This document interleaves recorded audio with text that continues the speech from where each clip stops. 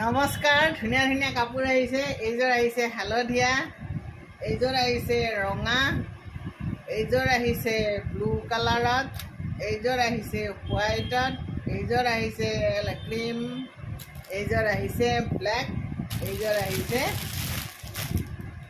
Lemon, এইটো lemon yellow নে কি কয় এইটো।